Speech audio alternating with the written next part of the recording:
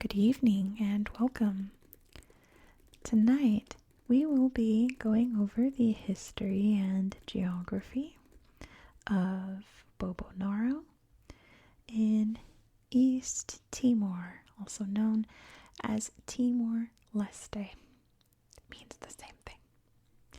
Leste means east, and fun fact, Timor also means east because we're in the eastern part of the island of Timor.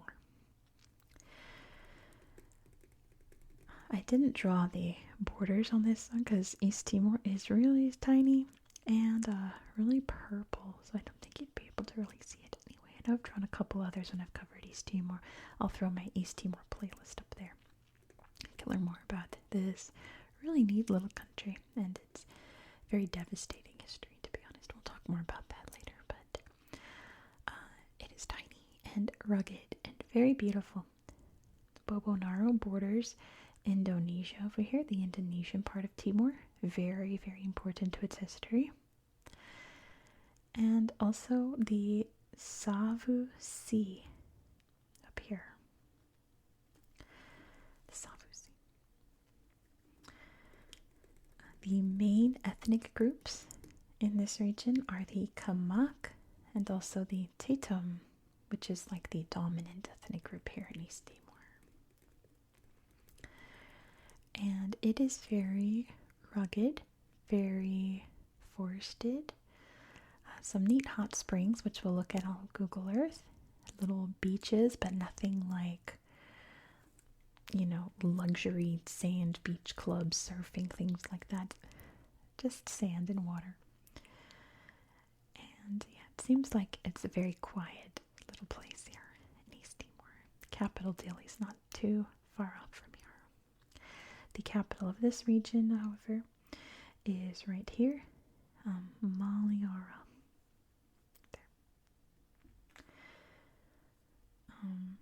Bobonaro, the name comes from a town which I don't think it's even on this map. Let me look it closer. No, it's Maliara right there. Bobonaro is about like right here. Very tiny little town, but when the Portuguese colonized this country, when it was Portuguese Timor, that town was the capital of this region, which at the time it was not called Bobonaro. It was called, and again it's Portuguese, the language I struggle with most, Vila Armindo Monteiro. Bobonaro is a much better name, I think.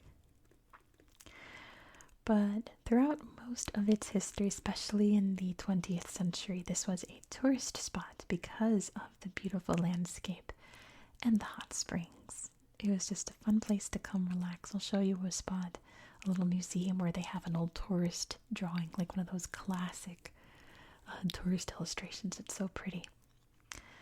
We'll see that. It's in the town of Balibo, which I also don't think is on this map. It's about right here, kind of near the border with Indonesia. But Balibo is very important to the history of this region because it's so close to Indonesia here. So let's talk about the complicated history between Indonesia and East Timor. So Portugal, during the time of decolonization, was very adamant about not giving up some of its colonies. It had already lost so much, aka Brazil, back in the day. It was very reluctant to give up other colonies in Africa, here in East Timor, and up in China they had Macau, and I think they still had Goa in India as well at that time. They were being run by a military dictatorship, and they were very adamant that they could not keep that running if it weren't for the profits from these colonies. Indonesia managed to gain its independence from the Netherlands after World War II. They fought for that and won it, and they had this part, the Portuguese had that part, and apparently Indonesia very much wanted the rest of the island. So eventually Portugal's regime was overthrown in 1974, the Carnation Revolution. And one of the first things that the new democratic government did was release its colonies, including East Timor. So East Timor thought, hooray, we are now independent. And Indonesia said, oh no, you're not. You're on Timor. Timor is part of Indonesia. You're now part of Indonesia. The people here did not want that. Two very different cultures. You know, they speak Portuguese here and everything. They were ready to create their own country. Indonesia would not let that happen, and they invaded. And East Timor fought a very brutal, horrifying independence war against Indonesia. Balibo, that town I mentioned, 70% of it was destroyed by Indonesian forces during the war. But the most infamous event there was in 1975 with the Balibo Five. There were 5 journalists who were actually reporting out of Maliana, but they were in Balibo at the time reporting on human rights violations, essentially, atrocities being committed by the Indonesian military. They were all reporting for Australia, which Australia is literally right down here, right? Not terribly far off. They were reporting for Australian news. 2 of the reporters were Australian, 2 were from Great Britain, and 1 was from New Zealand. And they were murdered by the Indonesian military. Another journalist came from Australia to report on these missing journalists, and he was killed here in the capital city. So it's a very infamous cover-up from the Indonesian government, and we will look at the memorial for those journalists there. But essentially, a lot more has happened in East Timor. They won their independence in 2002, I believe. And it's been a complicated relationship between East Timor and Australia ever since, but I don't think that really impacts this region, so we won't talk about it. So essentially, that is the history between the Bobonaro region. There's some really great pictures to see on Google Earth. There aren't a ton, but the ones that are there are pretty good. So why don't we head over to the tablet and check it out? Here we are in the Bobonaro district of East Timor. So let's zoom out so you can see exactly where we are. If you don't know where Timor is located, totally fine. You're about to learn. Here's the island of Timor. The eastern part of Timor is the country of East Timor, or Timor-Leste. So here we can see, easy to find, just north of Australia there. There's the Timor Sea. There is Indonesia here, which I'm not knocking Indonesia when we talk about East Timor. I love Indonesia. Lumpia is one of my favorite food. Well, it's also Filipino, but love Indonesia. We've talked about Indonesia many times on the channel. Love, love, love. No hate, all love. I'm American. Okay, my country has committed thousands of atrocities. I'm not going to shade another country for their atrocities. Just saying, just reporting the facts, right? It did happen. So don't think I'm knocking Indonesia. It's what happened at that time in history. There we are. East Timor. Here's Bobonaro district. So let's start in Maliana. There's Bobonaro right here, but actually let's start there in Bobonaro. As you can see, there is not much there. There's churches, a government building, but it's not like it's a thriving city or anything, right? What's this? Cruzamento. There's no pictures there. This is a beautiful spot. Let's see. Oh, it is a beautiful spot. Just one photo, but it's so worth it. What a neat mountain. Looks like a little fez. Let's look at Maliana. I don't know why I can't say it. It's such a pretty name. I've been stumbling over it this whole video. Maliana. The largest city here and capital. Old camera there, all muddy. There. Plaza. Yeah, there's not much to see here, right? It's just a little regular town. Nothing too spectacular. But we're gonna hop over here. Look at this mountain. What a spine. That's neat. People come here for the hot springs. Let's take a look. So you get this beautiful jungle landscape while you soak in these stinky, wonderfully comfortable hot springs. Look at that mountain. So pretty.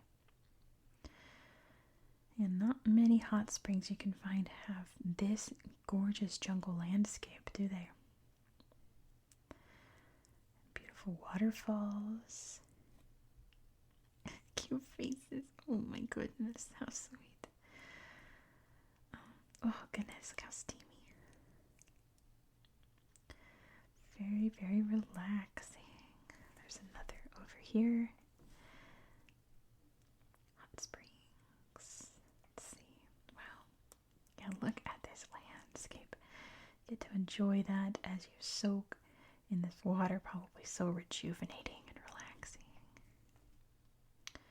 This is a nice little slideshow too that shows you the... Oh, okay, I think we're just barely in the borders. Are we still here? No. But it's a nice photo showing you the beautiful trees here. So yeah, that is the main draw for tourists here and industry. Here's a nice little area along the coast. This little lake here, which look at all of the colors you can see in this water. Old canoe there. Traditional, I should say. It's so pretty. It's like iridescent. All the colors here are amazing. Look at it. It's like jewel-toned water. It's so pretty. There are crocodiles, though, so you probably should not go in it. You might get chomped. We don't want that. But isn't it lovely? All rugged off the road. So yeah, it's not like this place is a thriving metropolis, right? It's not like there's tons of slideshows everywhere because we are in the jungle. We are in the forest. We are in the mountains, as you can see here. Let's put it in 3D. It's very rugged here. There's not a large population at all. Apparently there's a hotel on top of that mountain. I don't know if I believe that. But yeah. But I'm going to show you one more slideshow. This is the region here, Batugade. That's kind of the legal entryway between the two countries, Indonesia and East Timor. But there's not a lot of pictures there. But we are going to go to Balibo and look at the museum here for the Balibo 5. They have this little house to commemorate these men's lives and their work and to document what happened. It's always important to never forget things like this. You can see their photos there and some artwork.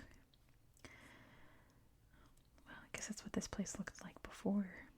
All destroyed, right? So here's that tourist image I wanted to show you. Visit Balibo, Timor-Leste. Go overseas this weekend. So I'm sure this is an Australian tourist picture here, but it's so iconic, right? Those old classic tourist posters. This one's a bit more poignant, isn't it? Never forget. I want to read to you this plaque here, so I'm gonna move it closer because it's very tiny and I can't zoom in. So I'm gonna move it up, and you're probably gonna see a black screen, but that's kind of appropriate while I read to you what it says. Oh gosh, it's hard to read it in the dark.